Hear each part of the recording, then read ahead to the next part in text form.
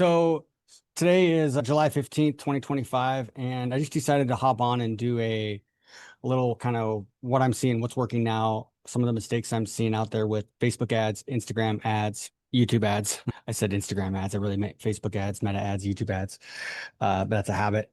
So I've really been deep in the trenches over the past few months, and I've noticed a lot of people struggling, and even clients that I worked with previously and had a team running their ads, and things have kind of come to shit recently and kind of came back to me. And so that's gotten me in the trenches as well. I'm doing something with one of my private clients where I'm working one-on-one with literally launching all of his new YouTube ads, new Facebook ads and YouTube ads, but they're existing videos that worked in the past, but we're redoing them with the new algorithm, the new setup, leveraging Advantage Plus.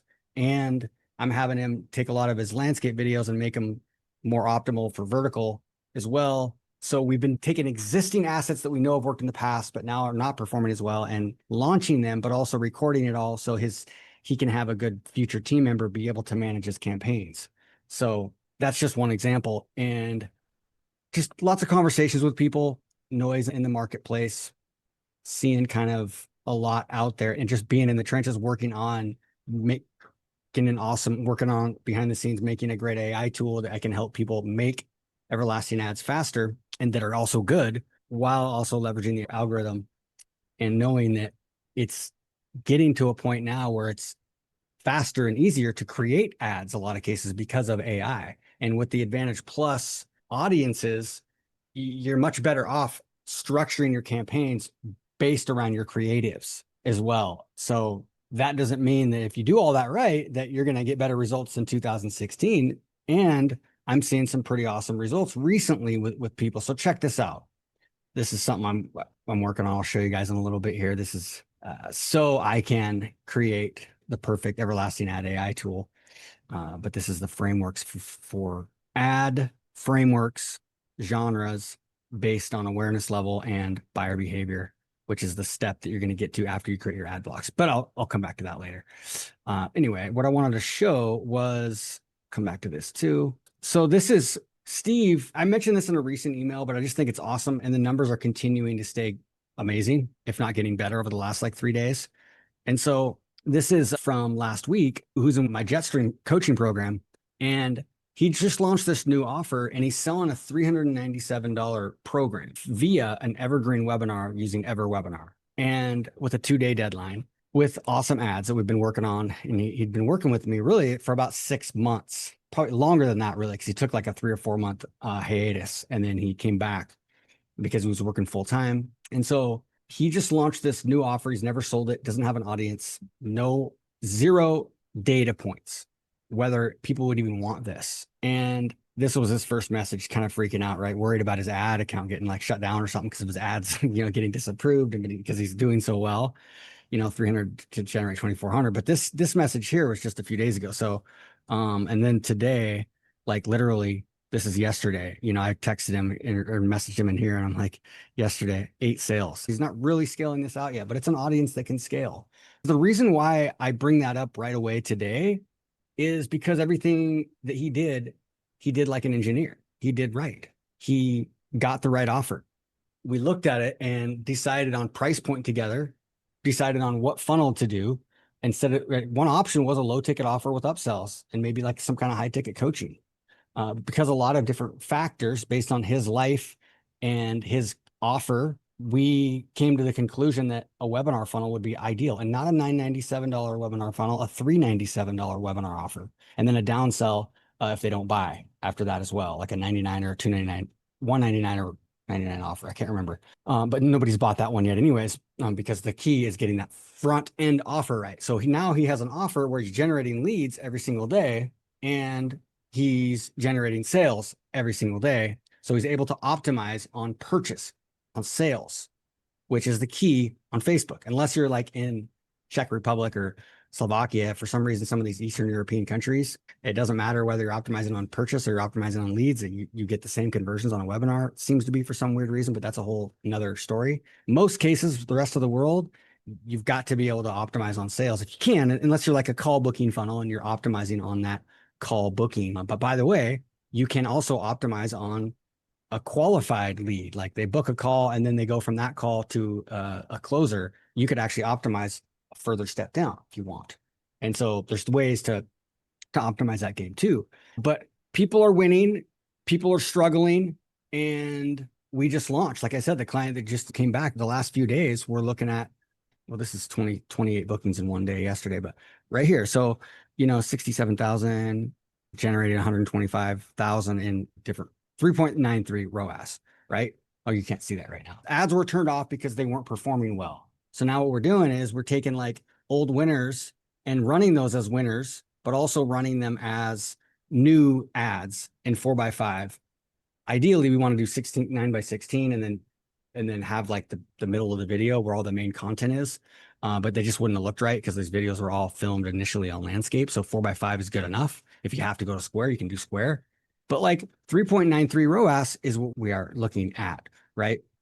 The one I showed is like 28 call bookings yesterday in one day. So this is possible to win. It's not easy. What I want to show is this. I'm going to get up here and I'm going to rip through a bunch of this stuff, but let's actually go back to this for a second here. And I just also want to apologize in advance for anybody that's on this call or watching the recording that's a beginner. The stuff I'm going through today isn't really going to make a lot of sense if you're a brand new person trying to run ads for the first time. But if you are and you have the ability and you want help, then reach out and help. I can help with your unique situation so we can break it down on based on what is the best situation for you. And so a couple weeks ago, I did a training where I went through this right here. So I called it the campaign setup simulator. And I didn't go through that many of the scenarios, but what I did was I went through the philosophy of ads. Let me know if you're interested in watching that. I didn't send it out just because we thought maybe it was too advanced and it's a lot of content. It's like for a lot of people, it's just overwhelming. It's not going to make sense. But if somebody's been running ads for a while, it's going to make a lot of sense to you how we're focusing just on seeking campaigns and then scaling campaigns. And the scaling campaigns now, we don't even have to worry about really the Advantage Plus shopping anymore because that's totally gone now in most ad accounts. It's just the Advantage Plus sales. So it's just really these two setups here. This setup here is the main one, but really we're running things much more simple on Meta right now, but it doesn't mean you're just only running one consolidated campaign. It's okay to have several what I call seeking campaigns running simultaneously while you're trying to find winners that you can put into winning scalable campaigns. And these, you might have several campaigns that are running at $200 a day, $150 a day, something like that. And that's okay. We're organizing your campaigns, not based on audiences, but based on creatives. We're grouping video ads together, you're grouping image ads together. And that's what I'm seeing working.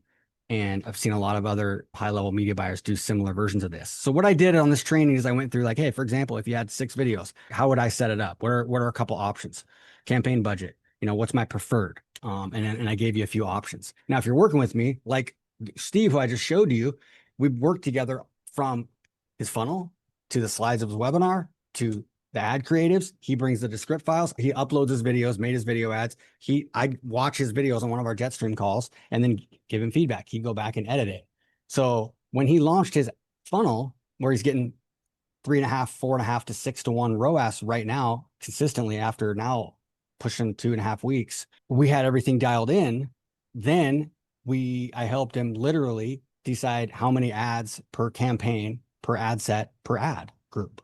And so it's been fun getting back into the trenches, really into the trenches. Like, I used to position my old agency partner as the media buyer guy, just because that was our kind of strategy to grow the business, even though that was always my passion, was actually the media buying part inside the ads manager, but always knowing that the creative and the offer are the thing that make the biggest difference. And so now my son's 17 and getting into all this stuff himself now and trying to get clients to run ads for and everything. So it's even more exciting for me to get to really be helping people with some of this real in the trenches stuff. Anyway, the point is that if you're interested, I can probably share this video at the end with you. I'm not going to go through all that stuff today because that's a whole nother video. What I want to do is just go through a list of things that I'm seeing issues that people are having and some of the changes with the algorithms, as well as I made a GPT. So I made a GPT that I'll share with you here. And this is a draft, is a work in progress. And I might have to start the whole thing over, to be honest, but there's a few things I'm seeing other issues with it, because what happens is the AI tries to just get too creative on its own and it's starting to kind of piss me off a little bit. But I'm going back and I'm reworking it. So they're using, the key to making good ads and using AI is actually drilling down and asking the questions several different ways. And so right now, this is built for you to take you through, and you can just do it audio to take you through and create all your ad blocks. And then also at the end of it, give you a file that you can upload anywhere else. Like if you're using this tool, we're trying to build our own version of this right now, or like just a template that you can buy this program here, and then I'll have everything built in it. But we're not quite ready yet. But if you use this GPT here, you can have at the end of it, it'll have a Google Doc with all your ad blocks that you can upload anywhere. Upload into your Miro board if you want, if you have that. It'll do it in an Excel sheet, and do it in a CSV file with all your ad block answers in that will turn into Post-it notes. We'll see how it works out. Then phase 2 is I actually gave it all the frameworks. So I gave it all the frameworks here, which I've had some recent awesome, I think, epiphanies around how to create everlasting ads that target multiple awareness levels and multiple buyer personas and decision-making personas. So if you think about it, in a perfect world, you would have an everlasting ad that's targeting an unaware audience that's speaking to somebody that's a humanistic, emotion-based person. And so what I've done is I've created ideal genres or frameworks based on each of these awareness levels and broken each awareness level into 2 buckets, logic-based and analytical-based. So I actually uploaded this into the GPT right now. So at the end of your GPT, it should, ask you to, choose one of these frameworks based on which awareness level you want to target. And then it'll help you create some ad ideas or video scripts or image ad and copy based on whichever one you choose. So my guess is it's not going to work that great yet once you get to this part. But right now I want to give, you guys just play around with it and just create your ad blocks at least. I think it'll be really helpful for you no matter what. Give me feedback and just see what comes out of it. See some good ad ideas, outlines, or script and storyboards. The thing is the way I did this GPT is there's a lot of nuance that I went to I just don't know if the output is going to be good enough yet, but there's a lot of nuance when it comes to feeding it the answers back. For example, like success stories. Like the way I want them to ask the question is, hey, list out a few success stories, but make sure they're based on, your different avatars, different situations, and also make a note based on whether it's a video clip or if it's a screenshot that you have. That way, when the tool creates an actual storyboard or script for you, it knows if your success story is a video clip that you can fill in, or if it's a screenshot. So the storyboard will be slightly different. So there's a lot of nuance here, whether it's this version or another version that I do in another tool. Pretty excited about it because to get to this point was the hardest part. That's the 15 years and $500 million and just like going through every single question in a perfect way. I don't know if that is, like I said, I think ChatGPT, what they try to do is they try to modify it so much. That's the only thing I'm worried about it, but I'm going to give you guys a link to this so you can play with it. I would love to hear your feedback. Email me with what you get out of it. If it's helpful, if it wasn't, everything in between. And so, yeah, so I'll give you that here at the end, but basically it takes you through phase 1, get your ad blocks. Phase 2 is choose your awareness level. So if I want to go after problem aware, the magic is emotion based, right? If you can tap into the emotion, that's the best ad, but you can't always do that. And, sometimes these run together, a humanistic based ad, and they maybe see the logic based one later. And that's the one that ends up converting them, right? Even though, they blame it on this one in their head. They don't blame it on it, but you know what I mean? They justify the decision based on logic, but really they instinctually made the decision 3 days ago when they saw this ad, or maybe they saw this opening hook that was emotional. And then the middle of the ad was a little bit more logic based. And so that was their like conscious justification, but unconsciously it's connecting people on a deep emotional level is how you win with ads today. And it'll always be that way.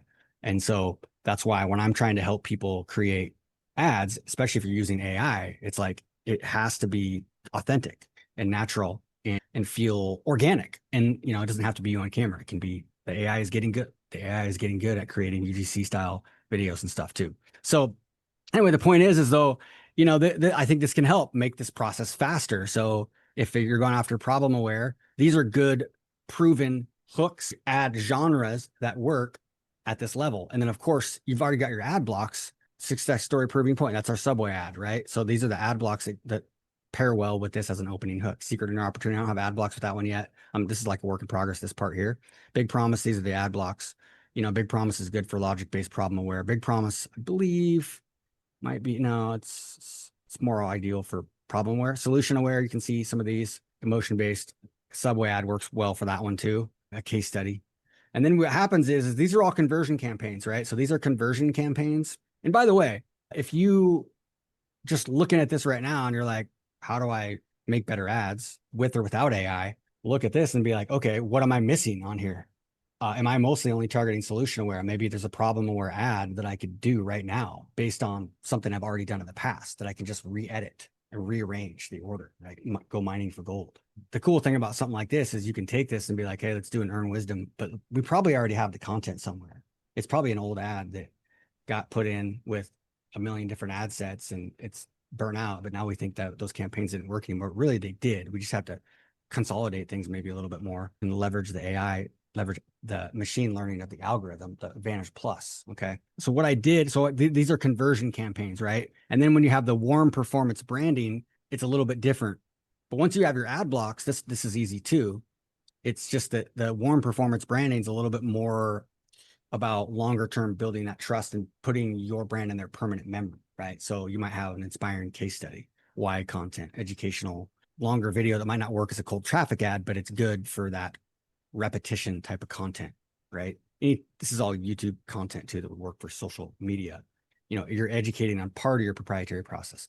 But the thing is this warm performance branding stuff is really important nowadays, especially if you sell anything that's like high ticket, because Facebook is, I mean, they're literally, a lot of times you'll run an ad and they don't convert. And then that person who didn't buy is starting to see ads from your competitors. They're starting to like almost like retarget your ads with your audiences with competitor ads. It's kind of sad, but it shows you how good the actual targeting of the algorithm is now, actually, which is a whole separate conversation. But the point is that if you sell something that's mid ticket, high ticket, or have lots of products that you sell, this stuff is important.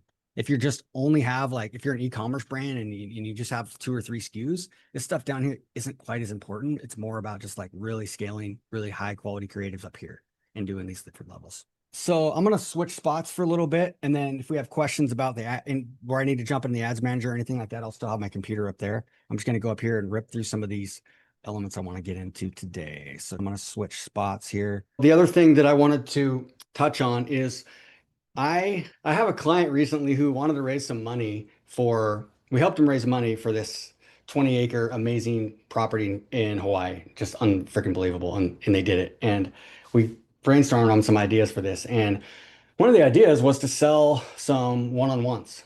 And he's one-on-one is actually, it's 5,500 for a normal one-on-one for him. So they actually reduced his price to 1,500 and they sold a bunch of one-on-ones and they sold some 12-week stuff. And he actually did 64 one-on-ones, sold 64 one-on-ones. And they ended up raising the money. We raised like 120 grand over a weekend a couple months ago. It was awesome. They moved.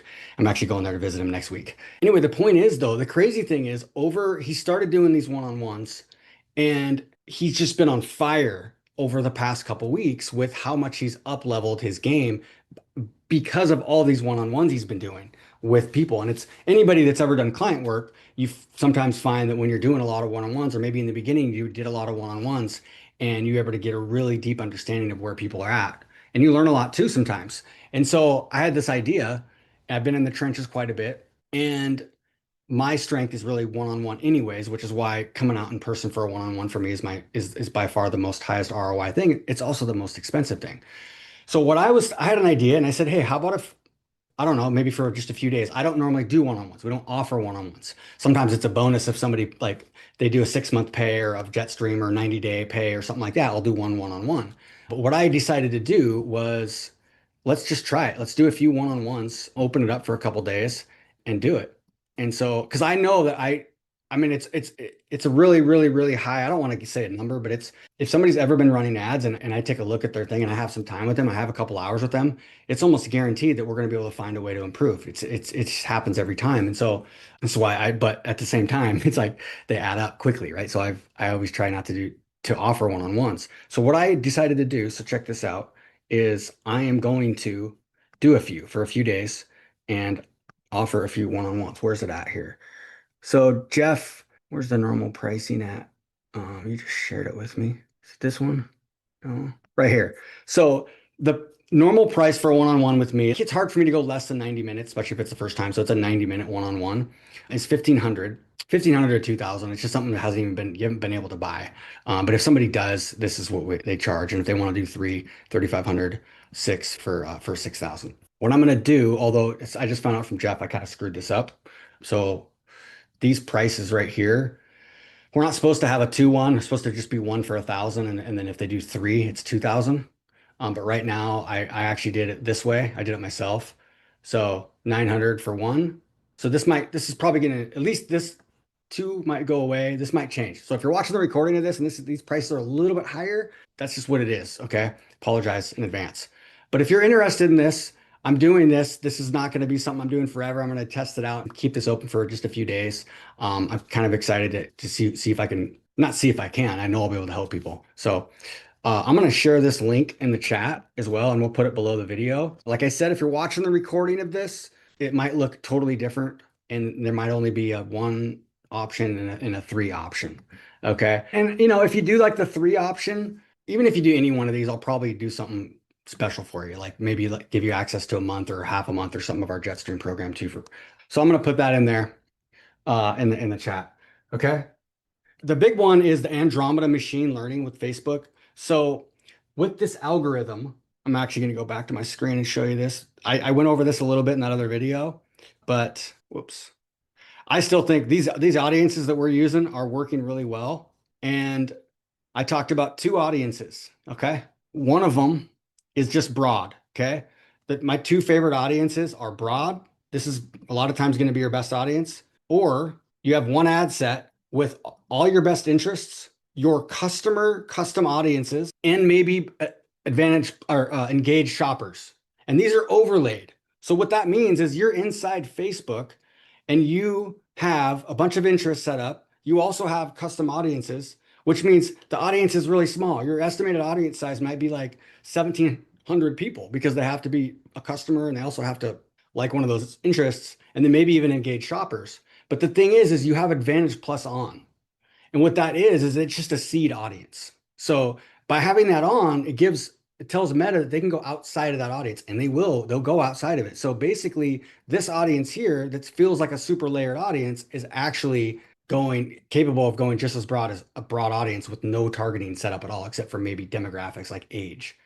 Okay. Now, if you're brand new, like for example, Steve, for example, we don't know anything in his case. He didn't have a lot of creatives. So we're doing a few different variations of his ad sets. Some people, if you have no experience at all, you don't have a ton of creatives, we're probably going to why not test a few different, maybe we do one that's all interests with the Advantage Plus on. It's a seeking campaign, right? You're also doing this a little bit to see which one gets luckiest the fastest, knowing that realistically long term, once we start to find out some winning creatives, we're going to not have that many interest settings. We're going to be focusing mostly on broad and maybe one or maybe two other versions of this interest. I'm just saying it's not the only way to do it. It's just a great way to do it. This way you can have lots of campaigns and ad sets if you want, but they're structured more based around your creatives. Because if you're able to create lots of creatives like this, for example, no, like these, and we're considering, I'm looking at right now doing like a 7-day challenge once my AI stuff is ready, where we can create these together quickly, where it's not like you don't have to be super creative. You just have to follow the steps, basically the prompts, and the AI will help you. You might not be able to use AI to make the video itself if it's like a demonstrate style, but it'll do 90% of the heavy lifting for you to create this machine of ads that are hitting the right audiences and turning those cold audiences into buyers at a profit, right? So, and then maybe you can create some of these performance branding that will help you for long term. Okay, let's go back to here.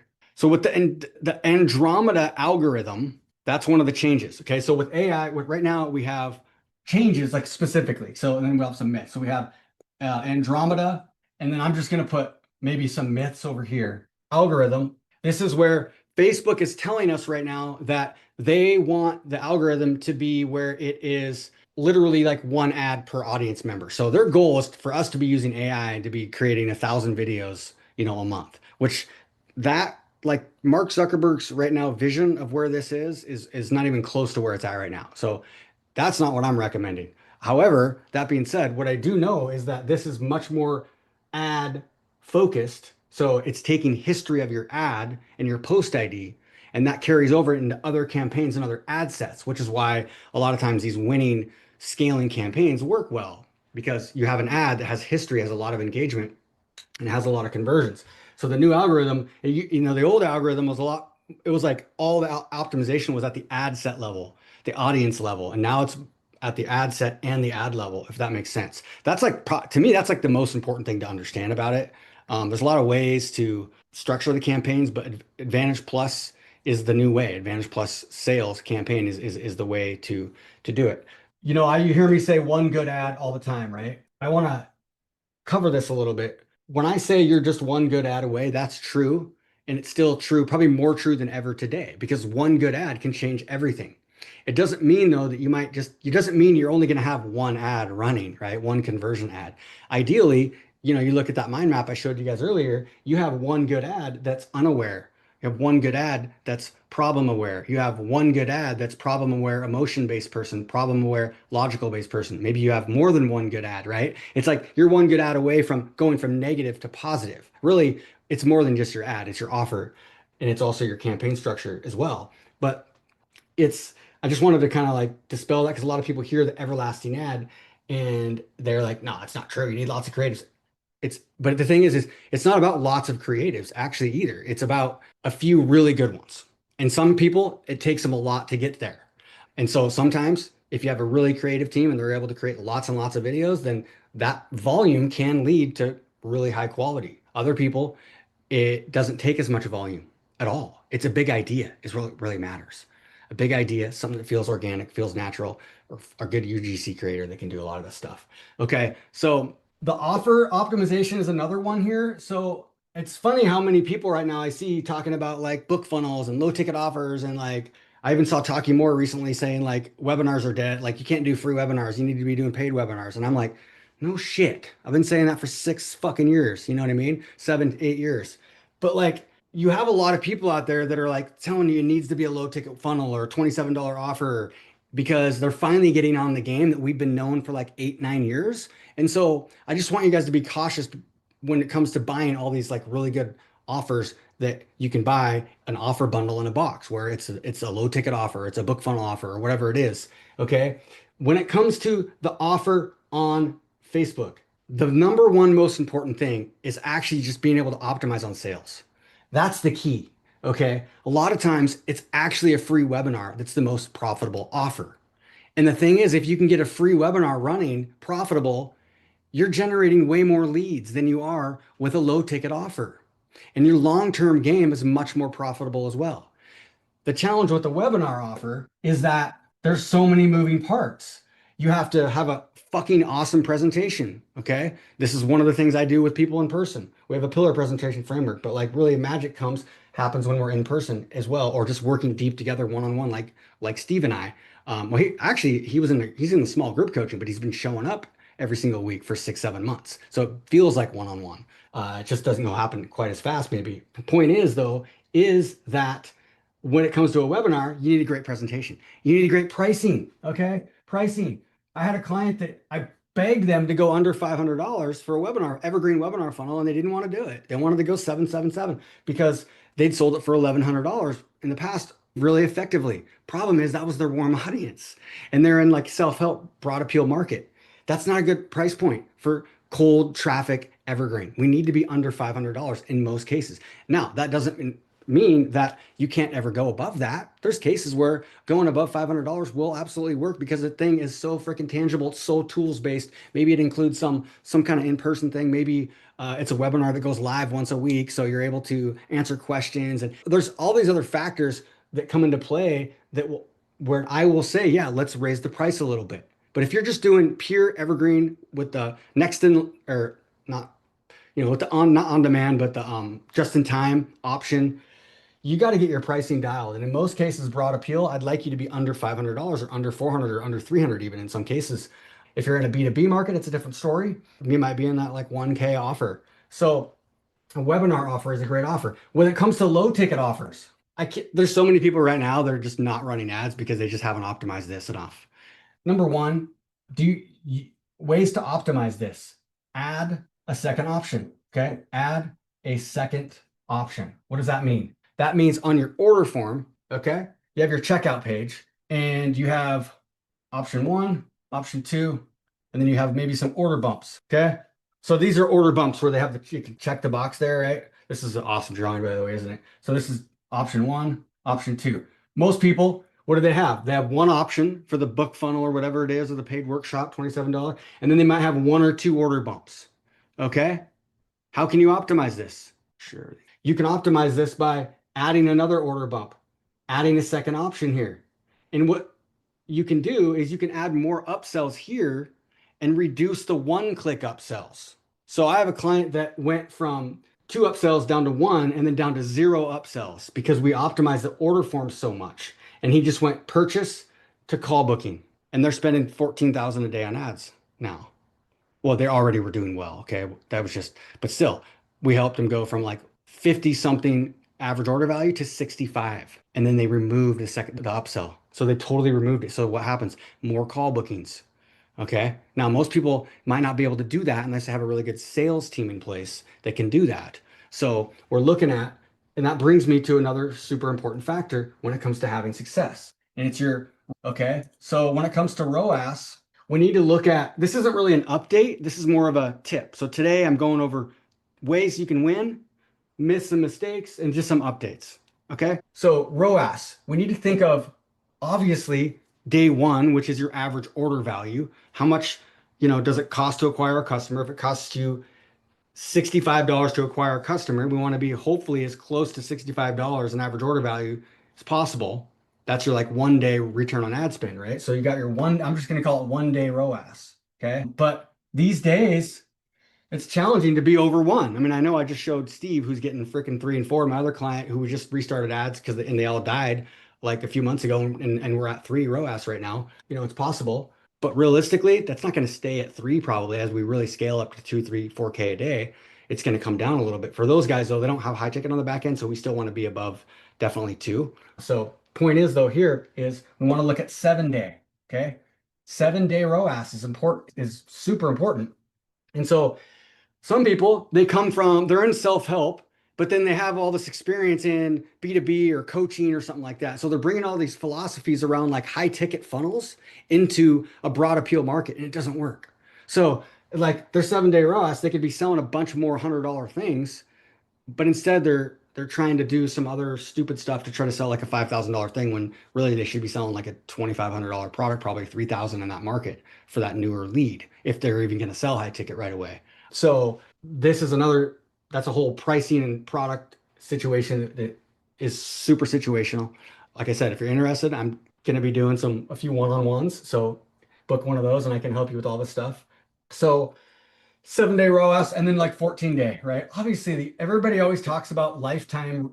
You hear about like these agencies and stuff and podcasts, and they're like, you got to know your lifetime value. If you don't know your average order value and your lifetime value, then you're fucked. Lifetime value doesn't mean shit. It doesn't matter at all. Okay. Now, 14 day lifetime value does. Because the thing is lifetime value, how much you get back after a year, doesn't help your cash flow. Because if you want to be able to run ads every day, you need cash flow. That like 7 day, 30 day cash flow to be in order. If you're paying with your credit card, then your 7 day is going to be super important, probably more than the 30 day. If you're paying Facebook and you get a bill, then you got a little bit more time to get that money back. So the 30 day ROAS is key there. But another place people get in trouble is they're like, well, I'm getting all these members, I'm getting these 30 day trials, and I know our lifetime value is $300 on this new customer after a year, but it doesn't matter when you go broke because you're losing money every month because your cash flow is going negative.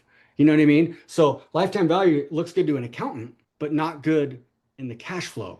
So you have to have this stuff dialed in. This is why every time I look at an offer and funnel and you get people that come from the organic world or the product launch formula world, they always get one of these areas wrong. And then they're not able to run ads consistently because they're not understanding that the pricing, okay, let's talk about pricing when it comes to back to this offer and mistakes that people are making, right? So you might have a product and it's a good entry point experience for a customer. And you're like, that could be a $27 offer. So I had a client recently and like there's this like thing that they're selling. It's around like between We wanted to sell it as a front end offer, okay? So that we're talking about selling this experience, this mini course thing as a front end offer. So I'm like, we got to have the price ideally under $50 if we can, because if we want to bring cold traffic into it, we've got to be under $50. And then he's like, fuck, this thing should be selling for $500. It's so awesome, right? And I'm like, well, we can do that, but if you want to do that, we can't just raise the price to 99 or like 150. We need to use a webinar to sell it. And we can sell it for like 200 or 300 if you want, but we need a webinar as the entry point. So we're sort of in this no man's land. Now, granted, there's a price point, a $99 price point that can be a super scalable price point. It's just one of those that you have to get everything right. It's not, I don't want to say it's difficult. I want to say it's not usual to have a product like this convert ice cold traffic. However, if you do, it can be one of the most scalable price points there is. And I've seen it in broad appeal markets where $99 is a really, really profitable price point, direct to $99. Okay. But typically, that under $50, under $40 when in doubt is a good place to start. Because here's the thing, I'm not going to be able to go through the math on this. I did, you know what, I might even have it on here. I think I went through the math with one of my clients recently. A few of them were on, and I was kind of giving them I was doing some of the math around this cash flow conversation I'm having with you guys right now. I think this is actually important. And I was talking about, we were having this conversation about this like workshop, and like one of the people on the team wanted to have it like maybe closer to 100 or at least over $50. And like one of the guys and me are like, I like ideally under $20 because they know the more people on this experience are actually going to buy their higher ticket. So I'm like, okay, we know that the more people we have on this 3-day event, the more people are going to be able to sell into your higher ticket thing. A lot of times people are like, yeah, let's take our book funnel or our paid workshop and make it from $7 to $27 because our average order value is higher. And a lot of these coaches, they don't have a lot of experience in ads, are telling them to do that. And sometimes it does work better. But here's the problem is if you have like let's say it's a $49 challenge over here, right? So I have $8 book here, I have $49, but this could be like 27. And then you have like 199, right? And I was explaining the math, like let's say it's the $8 book and your average order value is 39 bucks. Your cost to acquire a customer is 55. So you're negative 16 bucks. But you have to start doing the math of if you're spending after $1,000 a day, you're getting 18 customers per day. Okay. At the $49 price point, you're getting 11 per day. And you start to do the math after 30 days. Here, you have the $100 price point, not 199, it's actually a $100 price point. And the numbers are still like close to break even, a little less than break even day one in this case. But most likely you're getting your money back within a few days. But here's the thing, you're only getting 5 customers per day. Okay. I can't remember what the ad spend was, but what was it? 150 average order, say $1,000 per day, or it's $1,000 per day. So you're getting 5 customers per day at $1,000 per day. So at $1,000 per day, that's pretty good ad spend, right? $30, 3 times 5, that's only 150 customers. So the thing is when you go, let's say, oh, I'll just raise it to 4K a day. The problem is when you go from 1K to 2K to 3K to 4K, in general, your cost to acquire a customer will go up. Yes, are there cases where we get an ad into the jet stream and you go from like 600 a day to 2K a day and your CPAs stay the same or come down? Absolutely. But in general, on average, as you scale from like especially $200 or $300 a day up into this 1K, 2K and more, your CPAs are going to come up, your cost to acquire a customer. Okay. And so you can't just turn ads up and just scale to the moon. It doesn't really work that way. And so one of the reasons why the low ticket offer pricing works is because it's impulse. They don't know you at all. You don't need as much trust. You just need something tangible that can solve a problem, and it's an impulse buy. And you can get more volume of customers. So if you have something that also sells something else, then that's why a lot of times the under $10 price point or under $20 price point is way more profitable long term because at the end of the month, now you have 20 customers a day, 20 times 3, that's 600 customers compared to 150, right? It starts to multiply and compound. As you spend more money, you're getting more customers. And of course, if it's a webinar funnel, you're getting way more leads and customers, right? So it's a webinar funnel, it's a little bit different. You're not getting as many customers, but you're getting way more leads. So that's very similar because now they're in your database. You can sell them more things. Okay. Hopefully that wasn't too confusing. I think it did like fit well with the conversation I was having. So I'm glad I brought it up. But like these are things that are different for every situation. Man, it's like if you have a great product or service right now, like you actually have something that helps people, you have an evergreen service product that's not getting like changing every month because of the AI and everything like that. It's just getting this stuff right. It's not a matter of if Facebook ads work today. It's just it's a matter of if you can get it, if you can, it's when, because it's getting the creative, getting an actual viral ad. Like when you do a funny sketch, the difference, like, or like take them on a story like Steve did. He's like, he created this challenge, like, hey, let's see if I can go and win money with this thing. And so, or like do a funny sketch opening, or just a simple pattern interrupt in the front of a demonstrate teach video can make a big difference. Okay. Conversion campaigns plus performance branding. Let's see. I'm looking at my list here of stuff. Sales and offer. Yeah. Another thing with the funnels that I see mistakes made a lot is this, right? So you have back to this order form here. I had a client add a second option here, and it just boom, it added to his average order value. So now he's able to spend more to acquire a customer.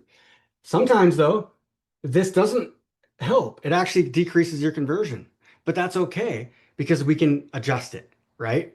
So we want to look at that. But with this, it's like if you do have upsells, so this is your offer here. So let's say this is your, let's say $17, and you're in that kind of upsell funnel. How do these OTOs affect your sales process? Can they cannibalize? Is this a really intense course that they have to go through? We recently had one of my private clients that I work with every week.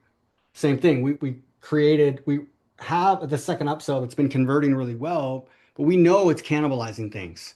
And so it hasn't been the biggest priority because things have been working, and it's time now. So we removed it and we have another upsell that's in front of that. Now, this isn't a client where we removed them all because they do have a lot of products we can sell.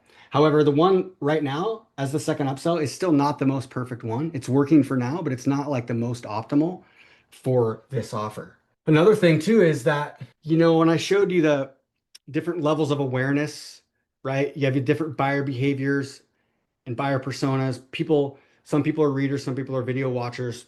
That's why I used to talk about offer scaling quite a bit. However, a lot of times, if you try to launch a new offer, it can end up being a distraction, right? Or you have someone like a Sam Evans telling you, like, you need to focus on one thing and make it great, which is so true in so many cases. So many of us, we start too many things and we don't finish them. However, there's a lot of clients that I work with that have a dialed in back end product. And if you have that, if you have a very evergreen product, that and sales process, then launching more offers to the same audience is one of the easiest ways to scale. I'm telling you, it's easier than add more ad creatives in a lot of cases because now you have a different offer that's going to resonate with a different person. And sometimes it's a free webinar running alongside a low ticket. Sometimes it's two more low tickets that are running alongside that bring them into the same offer. So what digital marketer always did. And it's just $300 a day spread out between like 8 different offers, 9, 10 different offers, always running. Nothing super, like you're not trying to scale one offer to the moon. A lot of the best e-commerce brands do this. They have typically one hero product. Like the client that I spent 4 days with this last year, and one of my partner private client works with, they're spending 300,000 a day on ads, okay, on Facebook. $300,000 a day on Facebook every single day. Okay, they went from like 3 million 4 years ago to 200 million last year, and they're probably the fastest growing e-commerce in North America, and it's all from ads, 100% from Meta ads. And I mean, they're doing some stuff obviously on YouTube and Google, but not much. Like 50% of ad spend is the one main product, and then 50%, the other 50% is spread out across like 10 other SKUs, and now more because they've launched a men's brand. But the point is that what most people don't realize is that, and this goes for digital products a lot. I'm telling you right now, the same philosophy. So it's still kind of crazy to even imagine somebody spending that much money, but they are. The founder is just an amazing, conscious operator. And so 300K per day, right? So if they're spending 150K on average per day on they're just going to call it hero product, okay? And then they're spending another 150K a day across 10 products. And of course, when somebody buys this, they're now on their list and they're going to buy more products. They buy more products, right? They buy one of these, they'll buy one of these other products because they want to be healthy. Their health, it's a supplement brand. The thing is that most people don't realize is that in order, and obviously it didn't go from zero to this in one day, it was a gradual rise. However, if they didn't have any of these other products, if they only had this one, do you think they'd be spending 150K a day right now? Just do you think they wouldn't be spending 300, they'd only be spending 150 because they just have this product. Because this is spending 150, the other 10 or so are spending 150. No, that's not actually not what would be happening right now at all. It doesn't work that way. This 150 a day, this 150K a day would probably be more like 30K a day right now if they just had the one product and they were just only selling that one product. It might be 30, 40, 50K a day, maybe more than that. Maybe they might be in the, 75, but there's no way. It's because it's a symbiotic system and machine that's running, that's feeding everything else and hitting all these different types of people that have different things going on in their life. And so if you have a digital product or a coaching program or something like that, what is another offer that you can put and run alongside your current one that's going to resonate with somebody similar, but maybe solve a different problem for them? And you can still optimize on purchase somehow, even if it's a free webinar. This is the way you have to think. If you start thinking this way, you'll start turning $1 into two with ads right now, 2025. I promise you. And once you get the funnel stuff right, now we got to go. Do you have an ad that's viral? Do you have an ad that gets someone's attention, that builds trust instantly, that you can really scale out? And also, guess what? When you do that, you can start to work on YouTube. And it takes me to YouTube. Okay, YouTube, same thing. The same client I mentioned, we just launched his YouTube ads again. They hadn't been working, and the guy that was running them isn't a contractor for him anymore. So I basically launch them with him. And so far, we don't have great tracking yet, but they're getting sales. I think they're going to be doing really well pretty soon, actually. So the point is, and I just had a call with, thanks to Ryan Masters, actually, who recommended me. I finally got on a call with your guy you mentioned to me, and he had some awesome insight, Ian, and maybe we can do something in the future with some kind of a coaching thing or something like that. But with YouTube, I would say in general, the funny thing is over the last year, Facebook policy has gotten way more laxed. YouTube has gotten more strict. 3 years ago, it was the opposite. 2.5 years ago, Facebook was the most strict. YouTube was easier to get ads approved. Now it's the opposite, and it'll probably switch again. But right now, it's funny. The company I was just telling you about, he was just telling my client 2 weeks ago, like, he's like, oh my God, I can't believe how Facebook ad policy is lightened up so much now. He's like, I wish it was stricter because my guys are like, they're doing stuff that's like too aggressive. The guys that run ads for him, his team, he has an internal team that does it. And so it was kind of funny because now they're like, he's more worried about the FTC than Facebook ad policy. So that's the one thing just I wanted to mention. But if you get a video ad that can work on Facebook, getting it to work on YouTube is a different story. So with YouTube, the thing is though, up until now, it's been mostly landscape. Okay. So you have landscape videos and then you have vertical. And this is a lot different on YouTube than it is on Facebook and Instagram, right? If you're an organic user on YouTube, it's a different experience if you're watching a landscape video than it is a vertical short, which is like a reel, right? Or a story. And so the placements are different. Okay. So what I would recommend if you're going to do this is that, let's say you have some shorts that have done really, let's say you have like 4x5 square ads on Facebook, Instagram that have done well, then launch those on YouTube, but don't launch them with landscapes. Keep them in a separate campaign. And so it's kind of launched as a mobile only shorts, like in stream. Okay. So this is like an in stream ad, right? And if that works, you can turn that into a landscape, or maybe vice versa. Maybe you have landscape ads now. And so you can launch those first.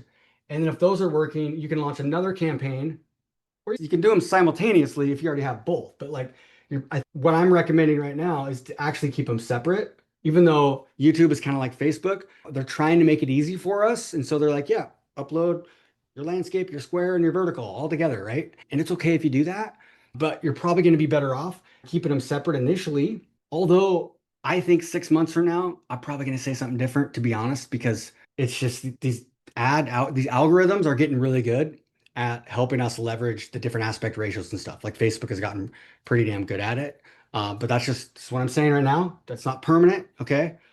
But right now you have an opportunity here with landscape that's more like the pre-roll ad, right? Like it's somebody's watching a video, a Joe Rogan video or a tutorial video or an entertainment video or music or something like that. And this is going to play before that. So this is a little bit more of a focused, like, it might be a 3, 4, 5 minute everlasting ad. The vertical might be a 60 second, 90 second, 2 minute real style, right? Vertical ad. Now these can be the same. You just have to edit them to make sure the aspect ratio and stuff is vertical and landscape, and maybe just stay away from square, probably on YouTube. So either 4 by 5 or 9 by 16 here. Now, in feed, YouTube has in feed ads, which are kind of like Facebook ads, really, because people are scrolling YouTube right now a lot more than they used to because of the way that their organic algorithm is. So they're just like looking for a video to watch. And YouTube, basically, you can have a thumbnail, you can have an ad show up. So it's not a pre-roll ad. It has a thumbnail and they click on it. And it's basically like an organic experience.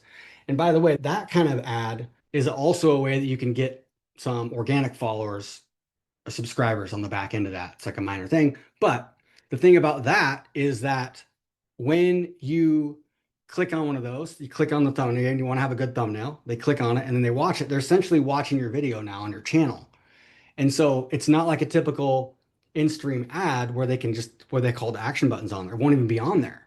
So if you're going to do one of those, what you can do in the video is you can add like a banner or some text overlay that says click the link in the description for your call to action, because it's basically like an organic video experience. The button won't be on there. So you have to tell them, and you want to make sure your landing page is in the description of the YouTube, not the description of the ad, like inside Google. I mean, the actual video description when you upload the video in YouTube. Okay.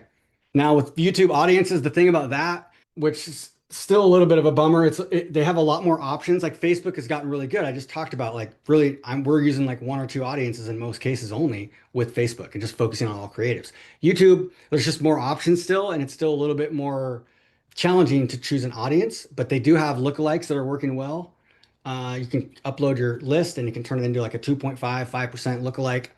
And with Google, you can use keywords as interests, keywords or interests essentially, and you could layer those with like URLs. And if you already have ads that have been working well on Facebook, then what you can do is you can take your best ads and you can have lots of different ad groups testing different audience setups. And so sort of like the way we used to do it on Facebook is what I'm mostly recommending. Now, if you're coming over and you're starting from scratch all the way, it's like you got to kind of decide what you want to focus mostly on. Maybe we try to figure out what are your top 4, 5, 6 videos that we feel like are going to have the most chance. I would know if I watched them, probably I would give you, it's not guaranteed. We want the audience is going to know, but like we can kind of look and see, okay, let's launch with this bucket first. So we can also have a few audiences, because if you have 20 ads or 12 ads and you also want to test like 12 different versions of your audiences, it's just going to be too much. Unless you're just ready to spend 5K a day out of the gate, which I'm assuming most people aren't. So setting this up is going to depend on your budget capabilities and your ads. And it's also obviously, if you get everything I talked about earlier just now really dialed in, like with Steve, I think going to YouTube, he hasn't gone to YouTube yet, but I don't see an issue. I think that's a perfect funnel for YouTube. And I already know his ads they're going to crush. They're going to actually crush organically too. So he's going to be growing organically with those videos, which is a whole nother thing. But anyways, I wanted to throw out the YouTube stuff, but basically that was a lot. So I think I'm going to wrap this up right now. I'm going to switch spots. So Keith, you pretty much covered most of the questions. I hope you can still hear me. Well, Yeah.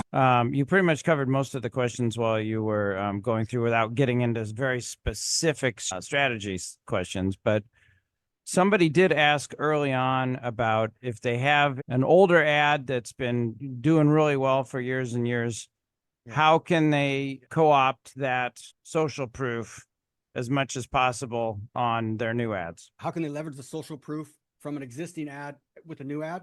Yeah. Well, now number one, your mic use the just post got ID if quiet. you can. So even if it's not the perfect aspect ratio, let's say it's square, which is okay. It's not the ultimate best. Keith, you might not have changed your mic over. So basically, number one is if you have an old ad that has a lot of social proof, we want to use that. So use it. And if it's like not optimized aspect ratio wise, so if it's landscape, still use it and see how it does. Like the example I gave you was like those are landscape ads, and so we're still running them on Facebook and they're doing well. But we also made new versions of those that don't have any social proof and made them more optimal aspect ratio. So if you have ads and maybe they're square, which square is okay, it's just that right now, if you can, you want to upload a vertical version of your ad, but make it so all the most important information is in the middle, is in like the 4x5 safe zone or whatever, even though there's also a landscape placement fit Facebook. It's kind of weird, but basically you're going to be fine. If you have vertical video and everything's mostly in the middle. If you have a 4x5, you're going to be pretty good as well. Because basically, absolutely use your old ones if they have social proof. You got to use the post ID, but if you don't use the post ID, it doesn't really matter. You're not leveraging it anymore anyway. So you might as well just do a new one if it's going to be more optimal aspect ratio, right? And then the thing is mining for gold. Like, how can we go take a look at it? Maybe you have had something that's running for a long time and it's you want to have something that's slightly different. Then we just make some different variations of those. And you have a new idea based on the content that you already have. Maybe you just change the first 5 seconds of it. Sometimes it can be a whole new ad. So there's ways to do that as well. Is there any advantage to having the old ad in the same ad set with the new ones? Yeah, I think it depends on how many ads you put in there. But let's say that you have three, and let's say you have a winner's ad set, and there's like 6 ads in there, and you have a winner now that's a new ad, but it's been doing good for like 2 weeks. But you have a campaign, let's say you have a campaign with 5 ads in it that have been running for like 2 years, and you have another new one that's been running for like 2 weeks. I wouldn't be afraid, I would put it in there with it and see if it, yeah, put it in that inside with that winner's one. If you launch some ads that have history, a lot of history in a brand new campaign, like 2 old ads that are high performers, one brand new ad, they're probably, if they're all the same aspect ratio, the ads with the history are going to outperform it, almost guaranteed, unless it's not optimal with the aspect ratio. You know, if the old ads are landscape and the new ad is like 4x5, then that might outperform just because of the optimization based on the aspect ratio and the placements, right? It's okay to combine old with new, but it also like there's a point. You don't want to have too many. But like this whole thing where you should only have one ad per ad set is I disagree with too. You will get they will get impressions over time. It's okay to have 3, 4, 5, 6 ads in an ad set. We want to give the algorithm room to do its thing. We know that it likes to optimize fast, but we also know that it can take 2 or 3 weeks in many cases for Facebook ad campaign to optimize. Okay. It doesn't mean that we're not turning shit off after 2 or 3 days and turn them up and down every day. In a lot of cases, if it's doing well, we turn it up. Doing well, turn it up again. If it's in like the seeking campaign, and then maybe they've been doing bad for 3 or 4 days, we'll turn them down a little bit. And that's okay. And then guess what? CPAs come back down. It happens all the time. But sometimes just by doing that and not giving up on a campaign or ad set, you'll find that, oh my God, are you kidding me? 3.5 weeks in, 4 weeks in, this thing all of a sudden just like hit the jet stream. And that happens. So you have to understand you want to make fast decisions, but also have patience. That's like pretty important to understand. Okay. Now, this GPT, we're going to wrap this up. Jeff put that link in there. Yeah, book it. I'm not going to be doing this for you. I promise you that's going to be a very short-term thing where we're doing the one-on-ones, but I'm kind of excited to do a few of them. So this GPT, you guys, is a draft. Like I mentioned at the beginning of this call, I'm going to give you the link here. And I was kind of mad. I got mad at it a little bit because I mean, I spent a lot of time. So I might end up doing it on totally somewhere else, but I spent a lot of time on the nuance around these questions. And it just started having a mind of its own, basically, and not asking the questions like I wanted and changing the names of the ad blocks and stuff. So at the same time, AI is getting really good. So I just think I want to see like what people get out of this just in general, just by like I want to see does it come up with some good ad blocks for you? Or does it start taking you down the rabbit hole? If anybody's has access to my ads magic cards, you'll have some background on it already. And if you've already gone through like the mural board, I would say do this because it's meant to, rip through it with voice. You can do voice mode, you can do dictate. And then every time I edit it, it adds more of these starts. I really don't want to have more than one. So just pick this one here. But at the end of it, you should be able to go from your ad block and say, hey, can you make me some script ideas or ad ideas? So it should take you into that next step. But yeah, I mean, play with it, see what you come up with. And I would love to hear it back from, it was like, man, it was kind of weird, or maybe email me and share me the link or join my jet stream and bring your data there and let's fucking scale your ads together. Or in the start, you could do this one-on-one to start and we can go from there. But I just put that in the chat. If you're watching the recording, I don't think I'm going to share this because it's a work in progress right now. Next time I do one live, show up live and stay tuned for when we'll be doing some kind of probably I might be doing a sprint to create this system together. Hey, Keith, I just want to add that I've been working on this with myself and one of the coaching clients I'm co-pilot for. And the response from both myself and the client who's working through it is this is really fucking cool. Sweet. You well, the thing is I love it. Thanks. And the thing is I one of the reasons why I know my version of this is going to be really good, whether it's this one or it's like this and a third party where I have some pretty cool stuff I'm working on. Let's just put it that way. But the one of the things I know why it's going to be better than most out there is because it's unbelievable how fast the AI keeps wanting you to move on. Like I was drilling down on how to ask the questions about these ad blocks, and it would be like, okay, let's move on to tangible desire. And I'm like, no, we're not done with this one yet. Like we need to ask it this way. We need to ask it this way. And I kept like having to pull it back. And so the only thing I'm a little worried about is that it said it has all that data, but it sort of summarizes it. So I'm a little worried that it's not exactly what I want it to be, but that's okay too. I mean, AI is smart. It's taking information from everywhere. So just because it's not exactly like how I want it, doesn't mean it won't still put out great output. You know what I mean? That's why I want you guys to try it now. And then, Keith, I want to note also that for the results that we got was not necessarily sitting there thinking about something and typing it down. Don't type. If you've got a PC, use Windows H. It opens up a screen attached right to your microphone, and then just look at the questions that the chat has and just talk through them. I had some really great results, and the first time I went through, I was giving maybe 50 to 75 word responses, and then later on I was giving 1,500 word responses. And once I started giving that and just thinking of examples and telling stories about customers, that's when it just really took off. So just talk to it like it's your therapist or something. yeah, yep, exactly. So Ryan, on your question on the advantage, basically, so with Facebook right now, in some accounts, it's really advantage sales campaign is also a CBO. That's the only thing because it's kind of weird. Or you'll start with an advantage plus sales, and then at the ad set level, we might turn off the actual advantage plus audience in some cases. But I think that not necessarily just one. I think having a few of those winners, it kind of depends on how it does, to be honest with you. I think several of the like CBO campaigns like you're asking, and then you might have one to four, five, or six, depending on the situation of those kind of is that what you mean? Like the winners, the scale campaigns when you say ASC plus? Because yes, can you have it? Like even Brian Moran did a recent video talking about like just one campaign. He's just like, boom, he's got like four, five, six ads in it, and he's just turning it all the way up, and it can work. And that's why I think that you might find that in a perfect world, you have one or two scale campaigns that you can really just turn way up, and then a bunch of those like seeking campaigns. I think the fewer the better, but you might find you have one that's 7-day click, one that's 1-day click. And so you could have a slightly different version of that. You're in a really broad market. So I think you are okay. You might have, I don't want to say, I don't expect you to have like, let's say peak season, one that's doing like 30, 40K a day, because you could have that. But realistically, my guess is, let's say you're in December and you're at your peak, you're probably going to have, you might have a 15K a day one. You might have another one that's like 15K a day one that's scale, and you might have a few others that are like 2, 3K a day.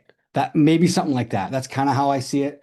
And maybe you have like 1 to 3 of your scaling campaigns. And it is getting more and more like simple that way. But it also kind of depends how many creatives. If you right now, if you're still getting a lot of those creatives, what those guys are creating a lot of those videos, then realistically, you're probably going to have more than one.